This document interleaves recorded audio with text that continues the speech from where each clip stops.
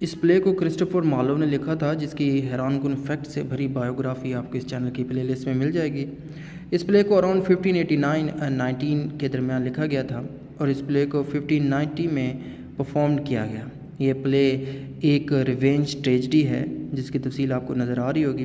اس پلے کی سیٹنگ مالٹا میں ہے۔ اس پلے کا باقاعدہ سٹارٹ مالٹا نام کے آئلینڈ سے ہوتا ہے جو کہ میڈیٹرینین سی میں ہے۔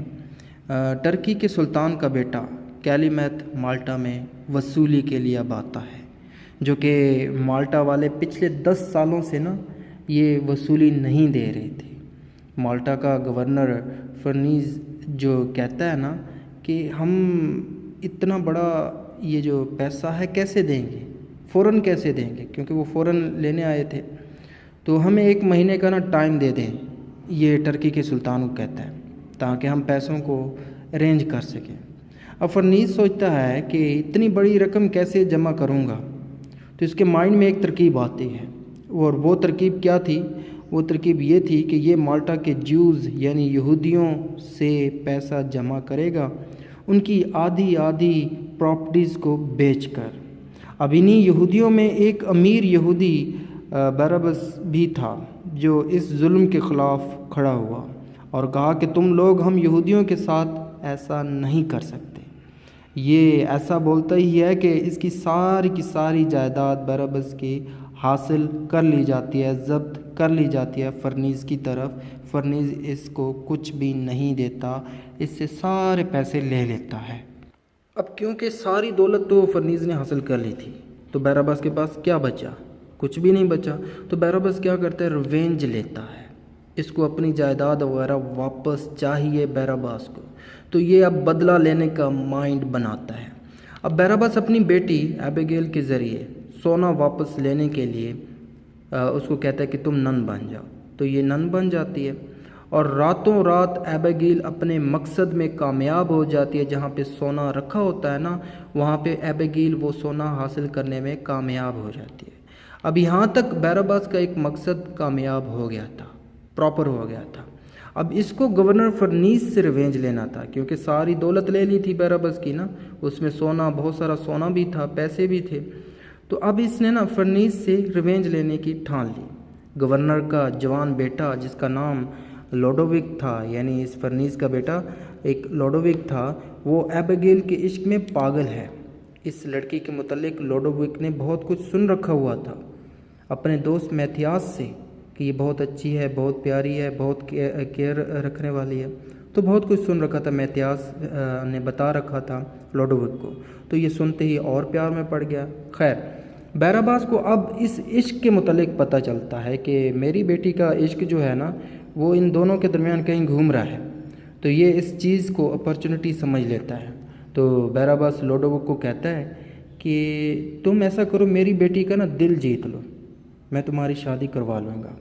اسی بیچ ایک اسپینش آرمی مین آتا ہے، مرلن، اور وہ گورنر فرنیز کو کہتا ہے کہ وہ ٹرکی کے ساتھ لیگ کو توڑ دے، اور اگر ٹرکی کے ساتھ لیگ کو توڑ دو گے تو ہم تمہارے لیے ٹرکی سے لڑیں گے، اس کا مقابلہ کریں گے۔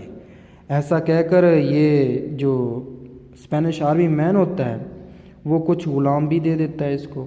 کس کو دے دیتا ہے؟ فرنیز کو دیتا ہے۔ اب باراباس کے پاس پیسے اپنی بیٹی کی وجہ سے آ گئے تھے، تو اب پیسے آ گئے تھے تو یہ اب ایک غلام ایتھامور خرید لیتا ہے۔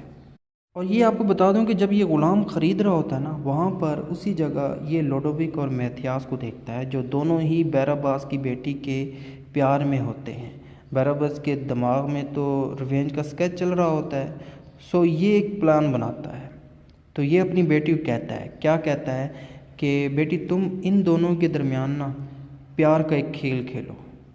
تو بیٹی کیونکہ باپ کا حکم تھا، تو باپ کے حکم کو تو وہ نہیں ٹال سکتی تھی، تو اب یہ کیا کرتی ہے، یہ ایبیگیل ان دونوں نوجوانوں سے الفت کا اظہار کرتی ہے، پیار کا اظہار کرتی ہے، اور دونوں کو یہ لگ رہا ہوتا ہے کہ یہ سچ میں ہم دونوں سے پیار کرتی ہے۔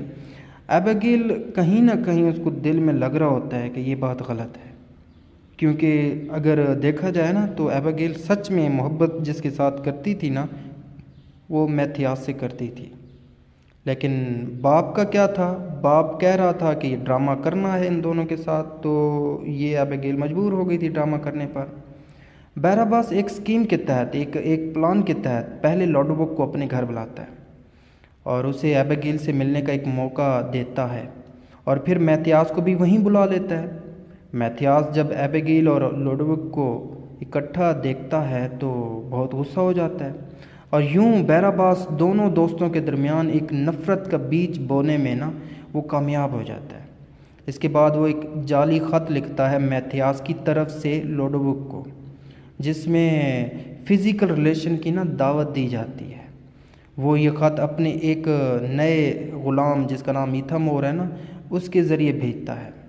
ایتھامور بھی یہودیوں کی طرح عیسائیوں سے نفرت کرتا ہے، مائنڈ میں رکھیے گا۔ یہ جیسے بیراباس نفرت کرتا ہے تو ایتھامور بھی نفرت کرتا ہے، اور یہ بھی ایک کالے دل کا انسان تھا۔